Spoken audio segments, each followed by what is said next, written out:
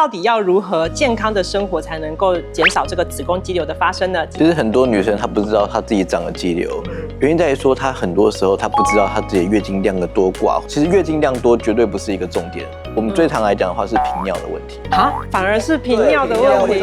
那几个体质会造成肌瘤的增长，气滞血瘀的体质。那很多时候就是女生久坐，再来就是她的运动量不足，运动特别是以有氧运动为主，尽量不要少做负重运动。那这个子宫肌瘤癌的产生，它在身体上面会有症状吗？就是她的体重莫名其妙的减轻。说女生如果想要避免自己有这个子宫肌瘤，刚刚您有提到，就是说情绪是第一个重要。很多疾病来讲的话，她的个性的决定了她的疾病。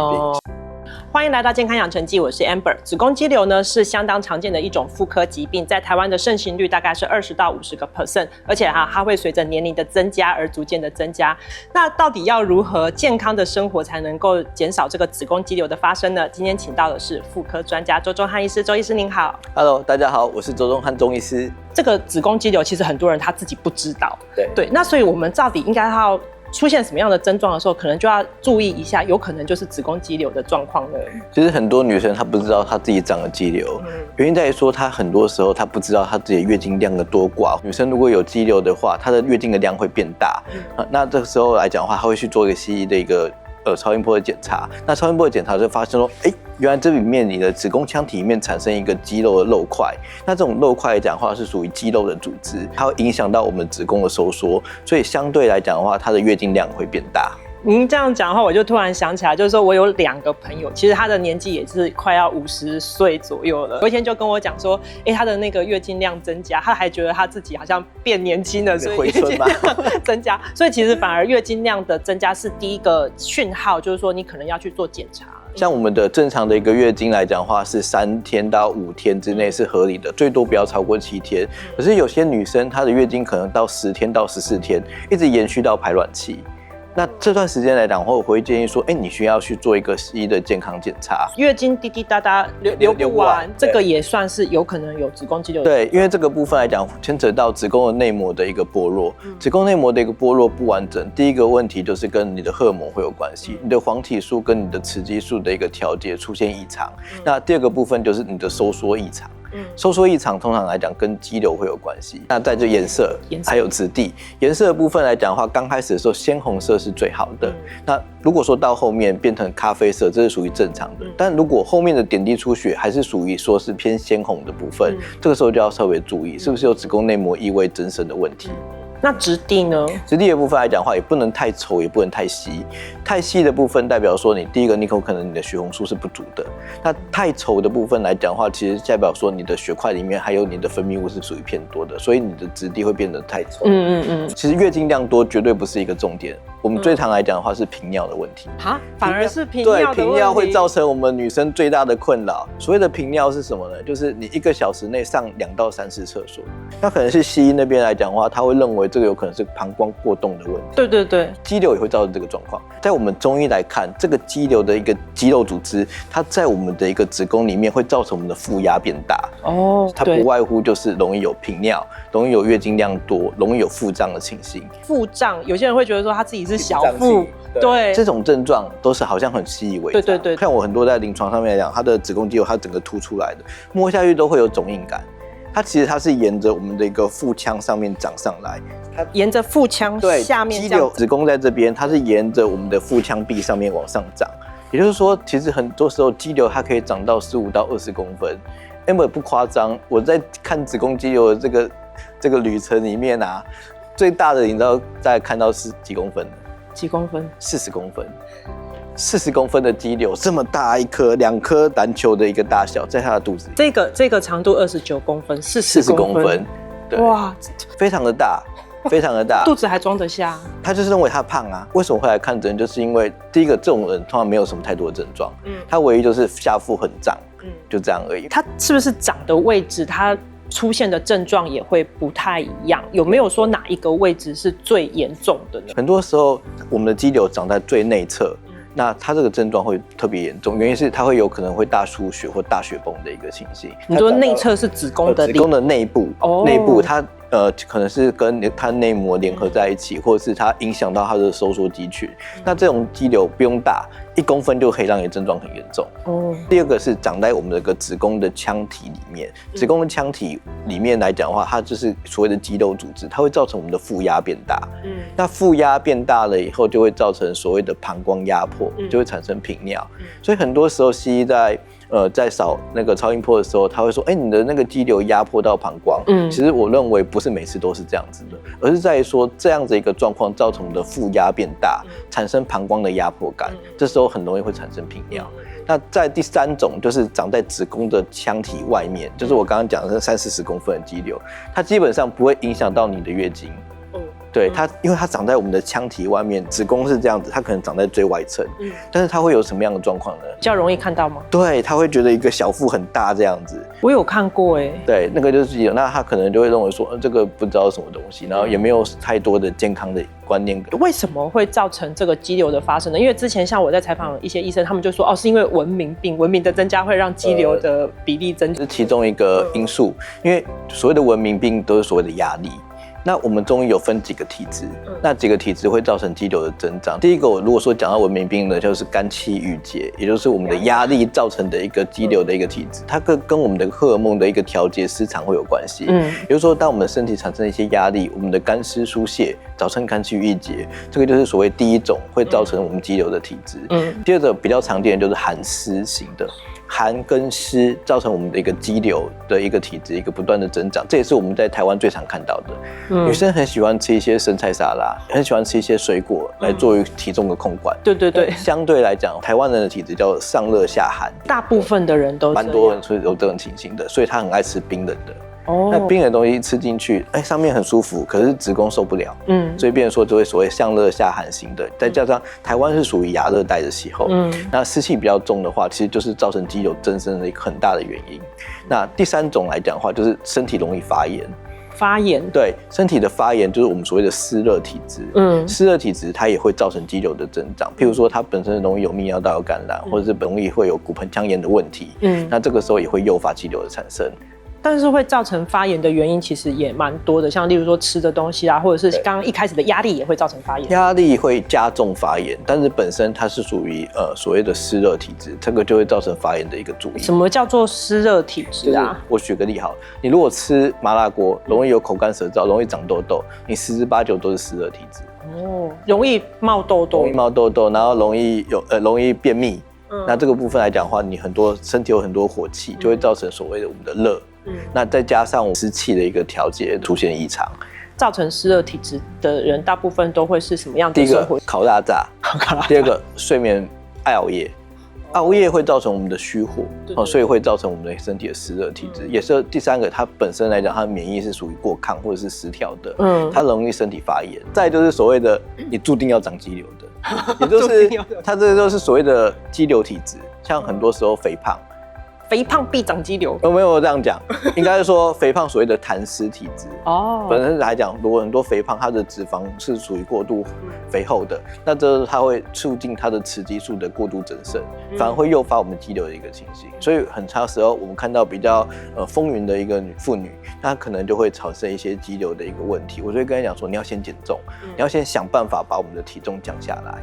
第5种就遗传，就是本身来讲它没有任何原因，它的肌瘤都长得非常的快，这也是最难的。因为这种体质是很难去更动的，因为这个跟我们的基因有关系。所以雌激素多也算是基因的问题，对不对？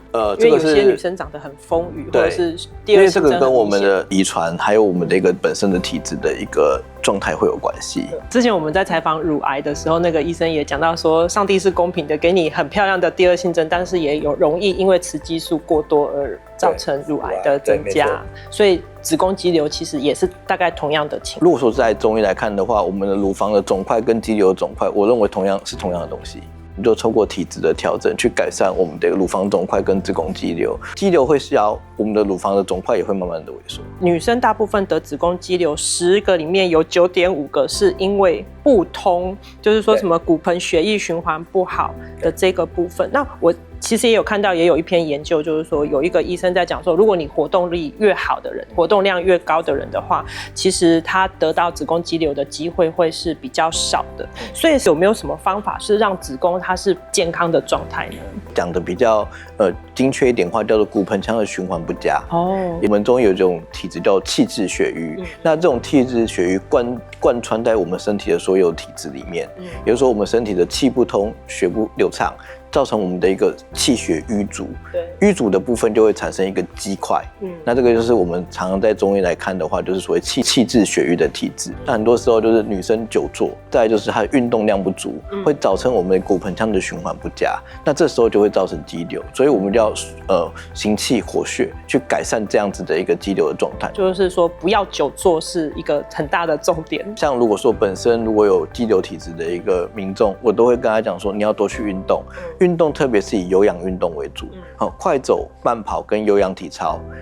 尽量不要少做负重运动哦。为什么？因为负压吗？负重运动就会造成你的负压变大，因为本身如果你是往上举的动作，你这已经有在频尿了，那这时候你的腹部的压力会更大，会容易诱发频尿的情形。反正你在做有氧运动，一定会动到下肢，所以就会增加骨盆腔的血液循环。对，那再来就是运动可以改善肌瘤的体质，像我们不管是气滞血瘀啊、痰湿啊、湿热啊，只要把我们的一个过多的湿气排除，就可以改善我们肌瘤的体质。所以运动很重要。中医如果在治疗这个部分的话，就是辨证论治嘛，看你是属于哪一种体质的，就是做哪一种体质上面的一个修正，然后让它恢复到正常的状态，然后这个子宫肌瘤就会自己减小吗？还是它会必须要割掉？在临床上面来讲的话，都会被问到说，肌瘤开刀的一个状况会不会改善我们身体的一个情形？原因在于说，我们子宫的肌瘤它是属于它是一个结果，而不是原因。所以当你的肌瘤，譬如说5公分、10公分，它只是那个形状不见。对，在西医来讲，它开完刀了以后，可能明年它又开始增长。对。然后变成说，我有看过一个临床上面看到一个案例是，她的开刀大概开了快10次，一个女生开了快10次刀。但是你一直不断的开刀，也会造成所谓我们一个子宫都有粘连的情形。你每开一次刀，就会降低我们受孕的几率，大概2到3成。哦，是。也就是说，肌瘤的大小绝对不是它开刀的重点。开刀重点来自于说，第一个，我们评估的是它的症状，症状是最严重的。我曾经看过一个肌瘤1公分，怎么搞都搞不定，它就一直不断的在出血1个月里面有20天在出血。哇！那我用了很多止血药，用了针灸，用了针刀，用了埋线。完全都止不住，我就跟他讲说，不好意思，你这个应该要开。结果1公分的肌瘤开掉以后，完全没事了，都正常，然后还怀孕。那也有说20几公分就去开，然后开完了以后，隔年又长了2到3公分。那还有一种叫做多发型的，多发型的肌瘤就是它整个子宫的腔体里面布了密密麻麻的一个肌瘤，没有症状，没有症状，它也没有任何不舒服，可是去西医检查，每个西医检查都跟他讲说，你要把你的子宫拿掉。然后他说，可是我又没症状，就没怎样啊，就是肌瘤很大颗啊。我认为说，只要改变子宫的环境，它的肌瘤会自己萎缩。但是你要说完全到不见，我认为非常的困难，它必须还是有个根在那边。但是我在临床上面，通常如果假设10公分的肌瘤，它萎缩个2到3公分，它的症状在我的临床上面它会完全都不见。那我就会跟他讲说，那你就跟他和平共存就好了，因为你到了更年期过后，你的肌瘤也会慢慢自己的萎缩，因为雌激素减少。对，雌激素减少加上你的一个子宫跟卵巢的退化，所以你的肌瘤因为没有其他的一个刺激的一个因素，它会慢慢的一个萎缩，所以你也不用太过于是过度的动刀，或者是一定要把它铲除掉。我在治疗肌瘤的话，中医有分气、血跟水，我会从气跟水去着手，血绝对是放在最后面。如果说你本身你的月经量很大，你这时候用活血的药，你的量会更大。你如果说在不对的时间用了补血的用药来讲的话，你的肌瘤会增长，这是毋庸置疑的。哦，所以您刚才讲说从气通，从水通，从水通的原因就是因为您刚才提到，就是说大部分判断子宫肌瘤有没有是因为频尿的问题。对，因为他会觉得频尿很不舒服，他才会来看诊。那如果说我真的不去理它的话，它会再恶化吗？其实70%到80%的女生长肌瘤，她自己没有发现。那可能这个肌瘤陪伴你10年、20年后才发现，我原来里面有一颗肌瘤，就是检查的时候才对。那这时候牵扯到，这个肌瘤大部分都是良性的。那这个刚 Amber 有问我说，那有没有可能这种肌瘤会转变成恶性的一个问题？对，正常你的肌瘤已经是良性的，它就不会变成恶性的。是可是会有一个问题，就是你在旁边生出一个叫恶性的东西。肌瘤会有一个跟一个东西很像，叫做子宫肌肉癌。那个子宫肌肉癌，它的组织跟子宫肌瘤是完全不一样的。肌瘤是肌肉组织，子宫肌肉膜、肌肉癌，它是属于活体的组织，这个是属于变恶性的一个状况。那这种恶性的状况，在我们的人体里面，大概0.1%到0.2%的一个机会会出现。所以子宫肌瘤有可能诱发子宫肌肉癌的，应该说它本身的体质会造成子宫肌肉癌。它譬如说本身你有肌瘤，你有长一个子宫肌肉癌在旁边，这个我在临床上面已经抓到4个。我会怎么抓呢？怎么治疗这个肌瘤都一直不断的在长大，完全没有任何变动，而且它的长的速度，正常的肌瘤1年是以1公分的速度增长，这种肌肉癌可能是半年就2到3公分，这个不用看的，一定要切，因为它长的速度不对。那再来就是第二个形状不对，肌瘤的部分它是一个圆形的肌肉组织，子宫肌肉癌有可能是心形的。一看到心形的或者是扁平的，不用看了，这个是扫描就可以看得出来，扫描 echo 就可以看得出来。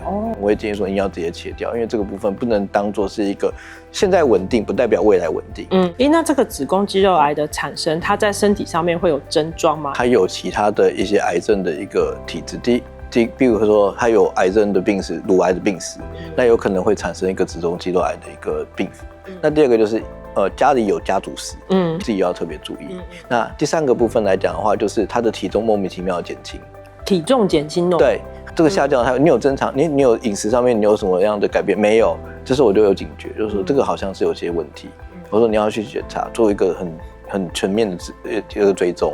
是，所以在日常生活当中的话，就是说女生如果想要避免自己有这个子宫肌瘤，刚才您有提到，就是说情绪是第一个，情绪是第一个，情绪很难控制啊。我跟你说，就是个性，很多疾病来讲的话，它的个性的决定了它的疾病。其实情绪跟个性有关系，你很难去控制。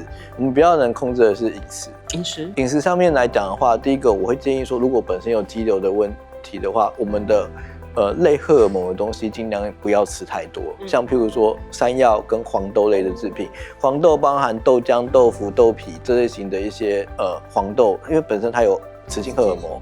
那雌性荷尔蒙我不是认为说你完全都不能碰，而是在于说你过度的波动就会造成肌瘤的增生。还是可以吃，只是不能吃大量。对啊，女生为什么会豆浆当水喝？就高蛋白减重法。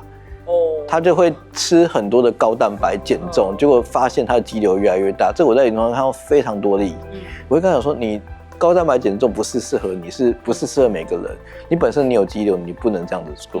对，那再来就是过多的一个外力的环境因素，像我会建议说，譬如说蛋糕、巧克力、糖果、饼干这一型的部分，它比较是偏痰湿型的一个饮食的一个习惯，所以我们精致的甜食要尽量减少，大家就吃太冷。像晚上的时候，我会建议说晚上水果不要吃太多。我们水果要在白天的时候吃，晚上千万不要吃太多水果。我刚刚有提到一点，就是子宫肌瘤的体质属于偏寒跟湿的体质。对。那这时候如果说你在晚上吃比较多水果的话，水果大部分属于偏寒。不管是怎么样，水果都是有一个通病，就是甜。水果非常的甜，会造成我们身体的痰湿的状况更加严重。所以说水果的话，千万不要晚上吃。那本身来讲，如果说你又是属于体态比较丰腴的女性，她如果吃水果在晚上更容易囤积我们一个脂肪，因为在于说我们水果里面的果糖是非常容易吸收的。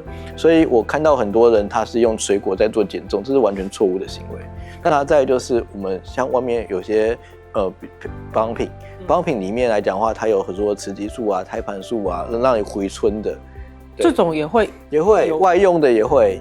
它不会说影响度比较小吗？如果是市售的，它的纯度不高的话，那是 OK 的。如果它的纯度很高，你直接打个胎盘素进去，那种我看之前很多贵妇团，他们去日本打胎盘素。那原本他有肌瘤的，他打完了以后1年内长了3公分，这是得不偿失，完全不夸张。它长的速度真的异常的快，而且你要纠正也不容易。原因在于西医的纯化的一个制剂是非常的强烈的，你很难透过中医的体质调养跟他们对抗。